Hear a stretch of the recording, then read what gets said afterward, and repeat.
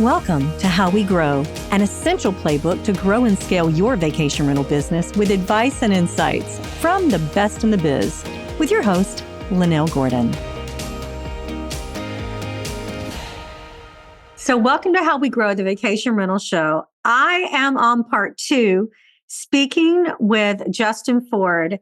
Now, I have to tell you, when I first started interviewing, I had no idea how fascinating this subject is. And it's fascinating because we recognize parts and pieces of it that we've seen over the years in vacation rentals, and we all want to do better.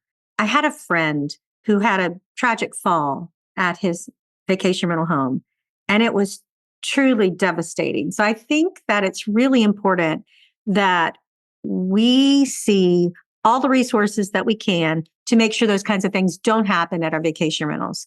So welcome to the show, Justin. Thank you. And tell me a little bit about yourself. Yeah, I'm glad to be back. So I'm a short-term rental safety expert, but I'm also a boat captain and 15-year firefighter. And I used to own the largest vacation rental company in New England, managed as many as 600 units. We had a boat rental company.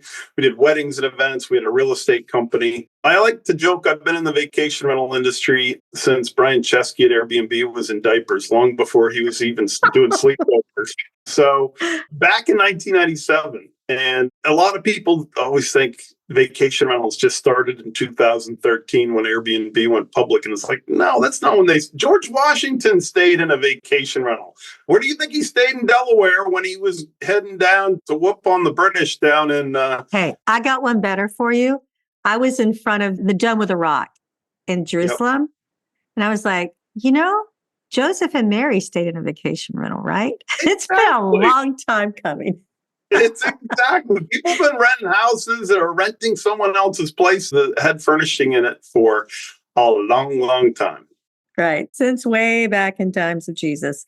So we were talking, and if you didn't catch the last segment, we talked about fire and we talked about slips. Now, as a vacation rental manager with that many vacation rentals, what did you do for safety? Did you create a program? Yeah, we created a program. There's a lot of different unique things we did. First and foremost, you speak of fire, you've got to recognize and do this in your own home. I had a save recently. I was down in Chincoteague, Virginia, just north of you, because I made a recommendation. There happened to be a fire a few weeks later. Because of that recommendation, 12 people were able to escape from a rental property that probably would not have been able to before they heard my recommendation. So that's what powers me. That's what moves me forward. But it's understanding that the smoke alarm is the single most item in your home or in your rental property. And I laugh too, because I was just at my daughter's basketball game this weekend, and all the parents know that my daughter doesn't get to do a sleepover at their house unless I've checked to make sure that the sleepover house has smoke alarms. Like, this parent came up and said, hey, your daughter hasn't slept over at my house yet, but can you come do that thing before you go through? But you've got to do that. So your daughter's getting invited to home so they will check and make sure it's safe. That's cute. Yeah. And she has a special tone of dad. But no, it's important to recognize that. And I don't think enough people do that. It's a $30 device that wakes you up if you're asleep when a fire starts. And more than likely, the fire is going to start when you're sleeping. And so you need that. Why people don't grasp that, I don't know. But you've got to accept that. And then you've got to accept that's even that much more responsibility when people are paying me money to come stay in my property and they trust me. It's the ultimate trust. If you don't think about that, the ultimate trust a pilot has on a plane is knowing that all 300 people just climbed onto this plane because they trust him that he's going to take off and land. And trust me, I look at every pilot. That's like, I fly all the time. I don't like it, but I look at that pilot and I'm like, that looks like a guy who wants to go home. It makes me feel better. But we don't do that out of our own home. We don't do that and say, these are people that trust me that are coming in here. And they think that if there's a fire, they're going to wake up. Did I meet that trust? And they don't have that discussion. There's never a discussion about it. It's crazy. So we know slips and falls are number one, safety issue in a vacation rental property. Number two is fire. Yeah. Fire is actually a small percentage. According to insurance statistics that are publicly shared, 3% of incidents that they pay claims out on are fire related. They typically look at those as a shock loss they don't want them. And certainly wildfires have been contributing to that. Some of the insurance companies in the STR industry now actually have their own fire teams that go and protect homes that are in a market where they could have a big shock loss. They'd rather spend $3 million on a private fire team than to lose one $3 million home. So that's typically the type of fires that we see. We see a few really bad ones every year.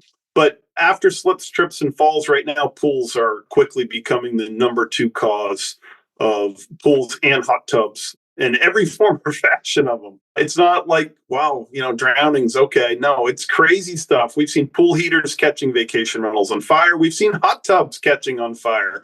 We're seeing hot tub rash. Oh my gosh, if you're a host that tells your cleaner to put a scoop of chlorine in the hot tub after each rental, please stop doing that. There's so many claims that have been happening from chlorine burns or rashes because you don't have people who are certified taking care of your pool chemicals.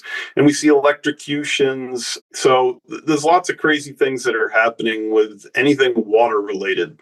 Talk to me about electrocution and talk to me about hot tubs. We talked about pools in our last session. So guys, if you're interested in some of that, go back and listen to our last podcast. But tell me about electrocutions and hot tubs. Is that what you're talking about, or what kind of safety in hot tubs? There was an incident recently in Aspen, Colorado, where the cleaner came, cleaned the short-term rental. Everything's good. There was 3-day lag time. The next guest came to find that the previous guests were still in the hot tub. The cleaner hadn't gone out there. They had been electrocuted. There was an electrocution up in Banff, up in Canada, in a hot tub in a short-term rental recently, too.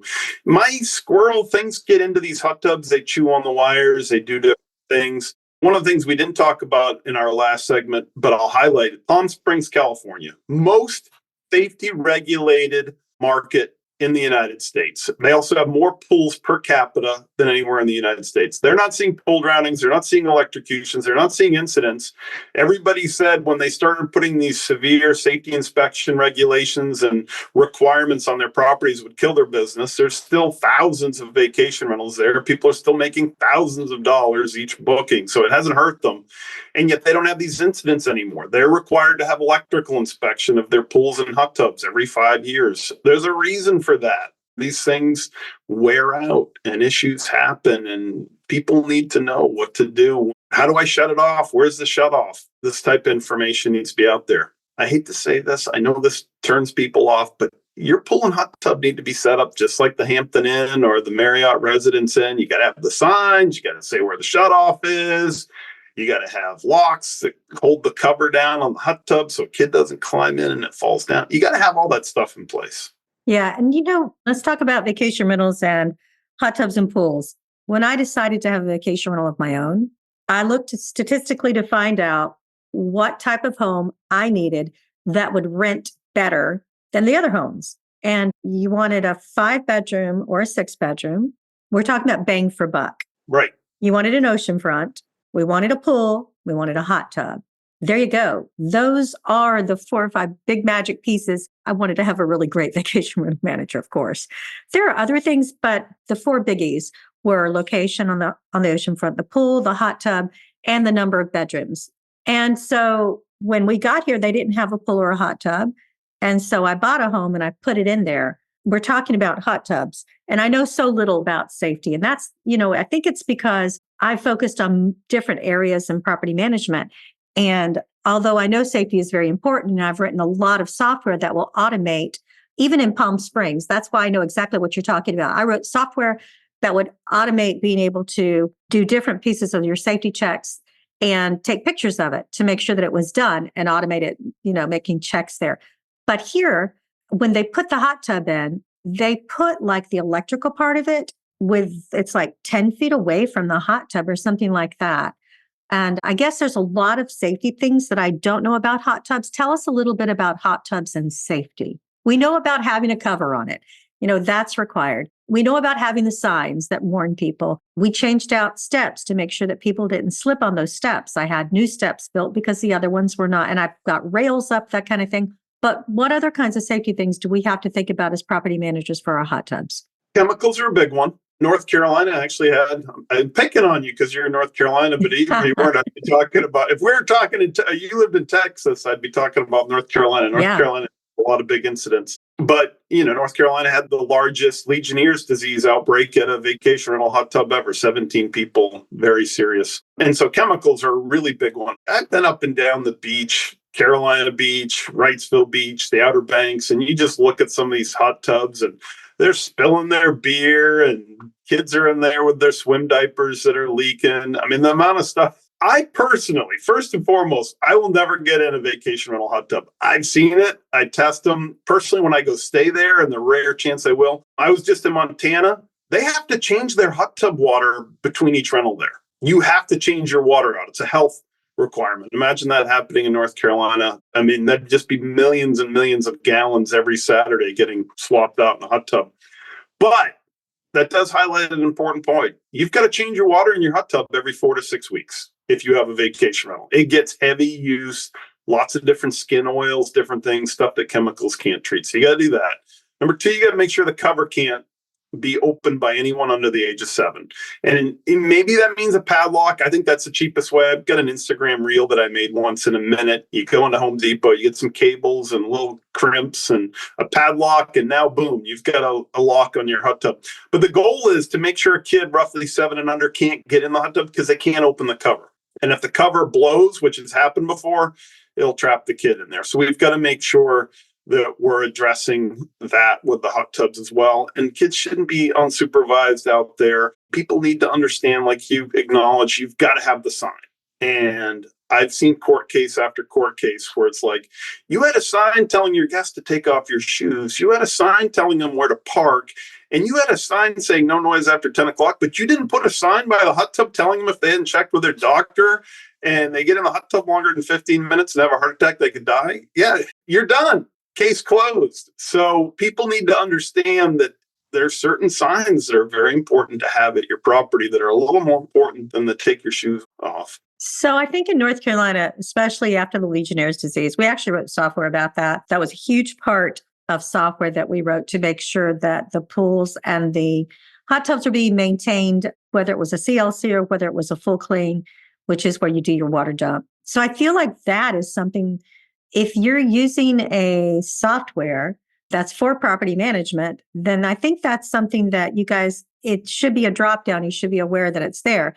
But what about for electrical? I've not heard of that. And you mentioned, people being electrocuted. I know that one of the things we could do better is, don't go out in the hot tub or the pool if it's a storm outside. I mean, you think people would know that, but maybe they don't. So we add that. What other kinds of things can we do to do a precaution so that what happens? Why are people electrocuted in a pool or a hot tub? Yeah, again, animals, rodents get in there and they chew on the wires, things wear out. I showed up in Kitty Hawk, North Carolina last summer in July to big black smoke. And I went, wow, they're signaling for me. Something bad's going on. And sure enough, it was a hot tub on fire. You can look it up in the Outer Banks newspaper. There's a big burning hot tub. Fortunately, it was removed enough from the vacation rental, but they catch on fire because of different electrical issues that happen in them. A lot of them in these vacation rentals are older. They're close to the ocean. You know what the corrosion levels are like there. You don't run into corrosion levels like that, for example, up in the mountains. And so all these different components, they need an inspection. If I owned a short-term rental in North Carolina, I would be having an electrical inspection done every 2 years on my hot tub. Call electrician up. Just have it in his calendar. Hey, come in, do an inspection report on my property. I just want to make sure it's good. Vacation rental managers utilize LiveRes and their powerful software that goes beyond the standard. LiveRes empowers you to operate your business the way you want, while offering you powerful support and access to a community of partners and experts to grow your vacation rental business. LiveRes's industry differentiator is software plus support, community, and service, with high converting websites included to get you started. Learn more at liveres.com. Okay, so what other kind of things do we need to think about? What other things are in the top 5 that we need to think about? Grills and fire pits are a big problem. Let's start with fire pits because we talked about grills in the last segment a little bit. We'll come back. Fire pits are on that. You gave a great list of all the different important amenities. People want a fire pit. And I think the natural assumption that most people have is, a fire pit. Well, the danger there is if it's too close to the house, it would catch my house on fire. That's usually what I hear from people, but that's not how people are getting hurt.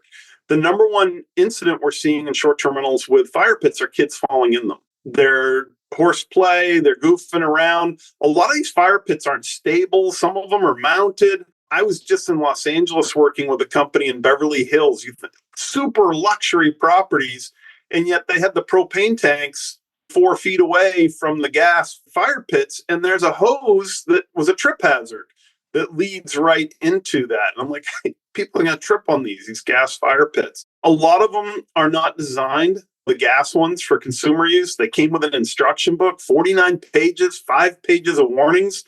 And most people have left no instructions on how they operate. So we've seen where the gas has been left on. I show up at rental properties and people are still leaving a lighter out for their guests to light it with.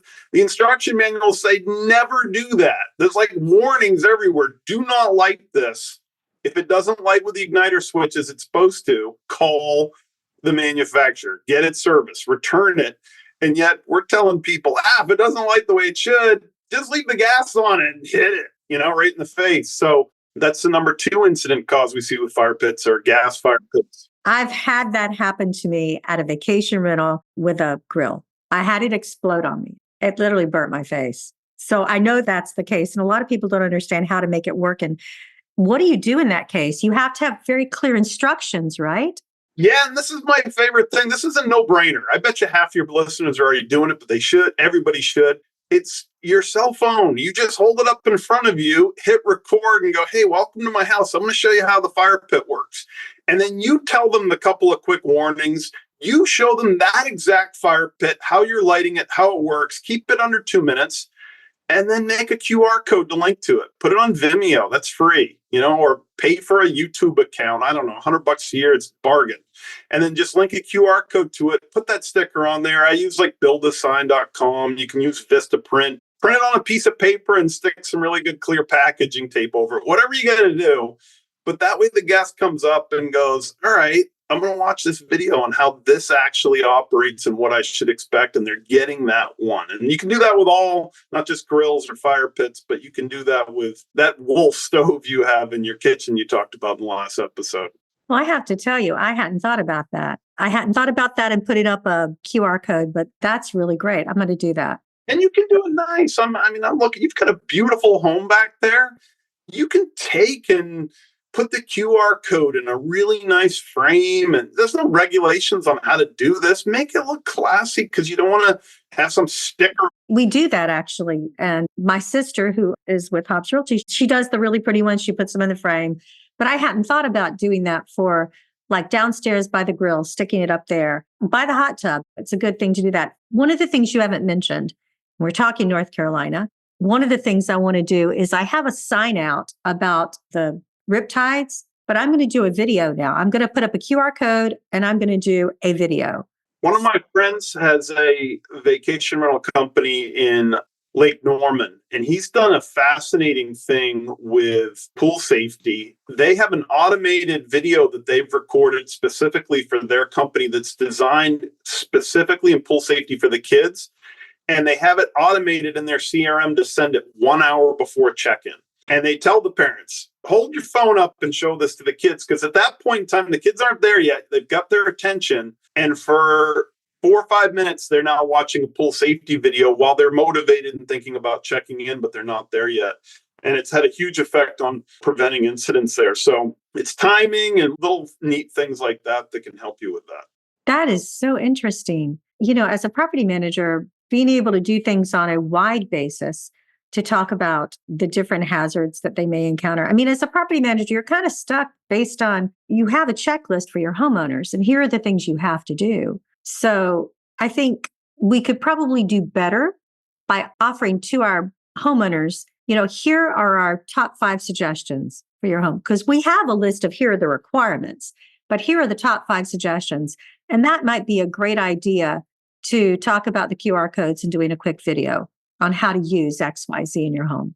Well, and so here's the fun part. I mean, we've talked about 10% about safety incidents, and obviously we've given resources, and we'll continue to give resources on where they can learn more. Bunk beds, electrocutions from the house, dropping cell phones in the sinks, GFIs. I mean, the list goes, extension cords, the list goes on and on. But here's the cool part. This all sells. And we're seeing that now. 87% of people in a global travel survey said that safety is the number one thing on their mind when they're booking a vacation. And think about that for yourself. If you just saw on the news that Alaskan Airlines and a Boeing 787 had the window pop out or the door fall off, are you booking a flight on a 787 or with Alaskan Airlines that day? Probably not, because you're going, that's a little scary. Or if Carnival Cruise has a fire, you're going, yeah, we're going to go with Royal Caribbean. So when people are seeing these safety incidents, that's the second biggest threat to our industry. Last year, there was over 2,000 hours of fresh video in the United States on the evening news related to safety incidents and short-term rentals. That's a lot. And when these incidents are happening, we're just pounding the market with vacation rentals aren't safe. Vacation, and Airbnb knows this. Airbnb's been doing a lot recently to create safety awareness, and they're just tiptoeing around. They're talking about stranger danger and sexual assaults. And of course, a week ago they said no more cameras.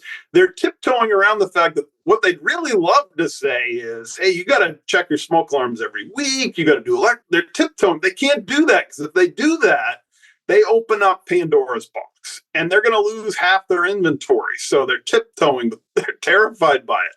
Florida has regulations that are going to go into effect if the governor doesn't veto a bill that's going to limit occupancy. All this stuff's based on safety. So if you meet what you should be doing to make your property safe, and I'm not talking spray painting it with rubber and making it so people are in there with a fire cannon faced at them to sprinkle them with water. I'm not saying make it any different really than what it is. You can make your home safe without being ridiculous. Promote it. You're going to get bookings. People are thinking about it. My house is one of 20 on the beach with a pool and 5 bedrooms and a great deck and a fire pit and a hot tub and an ocean view. And we do routine safety inspections. And we're now seeing customers. There was a customer in Vermont. She had a property. It was just called Luxury Mountain Retreat. She did the safety inspections, promotes it, changed the name of her property on VRBO to Safe Mountain Retreat, and her bookings went up 19 points. 19 Wow, that's fascinating. Because people care about safety, and they go, wait a minute, I hadn't thought of that. Now think about this. You want repeat guests? If you educate them that what you have done to make your home safe was important, and they see that, and they leave your home without any incident, then they go to the next house and they haven't done that, they're coming back to you because they're going to go, wait a minute, last house we stayed in had fire extinguishers. They had these pool alarms. Now we're here and holy smokes, little Susie keeps running out of the pool and I had no idea. They obviously don't care. We got to go back and stay with the last people again because they cared. Wow. Is there anything global that you'd like to tell people about vacation rentals, about safety? Anything before we go? I just want to give you an opportunity. Anything we haven't mentioned that you want to bring up? It's coming. It's not a secret. It's not in the news. I'm on a committee, and this happens, International Code Committee. It's fire chiefs all around the world. Fire chief from France, fire chief from Iceland. They get together, and every year, International Code Committee, it's happening in Orlando in April this year, decides on building codes. What they've never done until now has defined a short-term rental. If you open up International Residential Code or International Code, which again, every state, North Carolina, Texas, all but Florida and Vermont, which endorse NFPA, which is a similar thing, they just endorse your code. The legislature goes, yep, we endorse the 2024 version of International Code. When they do that, that puts into place that your grill can't be more than 10 feet from your house, your handrails need to come all the way in, all that kind of stuff. But none of that is defined as short-term rental. They want to do that now. That may happen this year. They're going to vote in April. Final vote's in October. I've been on that committee. I've seen those regulations. They're much more strict than what you're adhering to in North Carolina or anywhere else in the U.S. right now. And they're going to keep getting more strict. And so if everything on there is achievable, do it now because you're going to stand out in the bunch. And we saw that happen in Scottsdale, Arizona 2 years ago, where almost overnight they put a bunch of safety regulations in place. I had 8 customers that sat up in the city council meeting where everyone was fighting it. I had customers that sat up and raised their hand and went, this isn't a problem. We're already doing this. Thank you. And for the managers that were there, it became a massive owner acquisition tool because some of the owners went, well, I came here to fight, and this guy over here saying he's already doing this. I want to sign on with him. So just do it. You got to do it now. Go above and beyond because it's coming. Maybe not this year, maybe not next, but before the end of this decade, there are going to be strict requirements. It's going to be part of any new construction, and we're going to lose this industry if we don't do it. So you have some resources for us.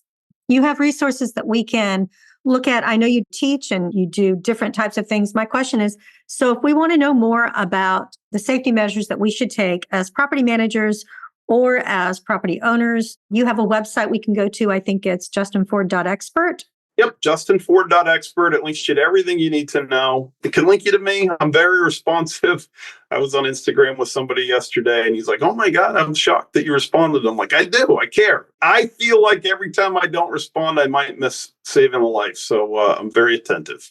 I get that about you, that it's your passion, but it's because you feel responsible. You have this unique responsibility that you feel that the information you have could save lives and you want to share it. And I got to tell you, that's very powerful, Justin. And I am humbled by that. I think that is incredibly responsible. And I'm grateful for you to come on and share it with us. There are other ways to interact with Justin. Tell us a little bit about that in case people want to reach out to you.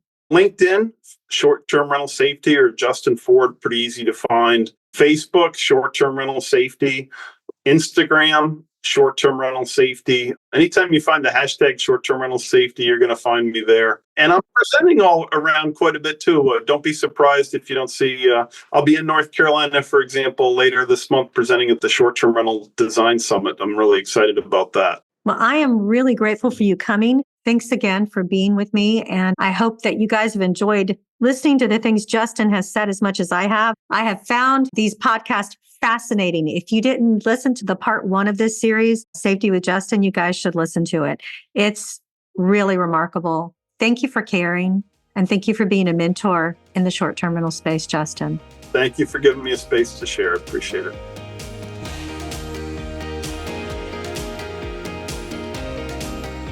This episode of How We Grow is brought to you by LiveRes. To find out more about how LiveRes can help grow your vacation rental business, visit liveres.com. Make sure to search for How We Grow in Apple Podcasts, Spotify, and Google Podcasts, or anywhere else podcasts are found, and hit subscribe so you never miss an episode. On behalf of the team here at Inhabit, thanks for listening.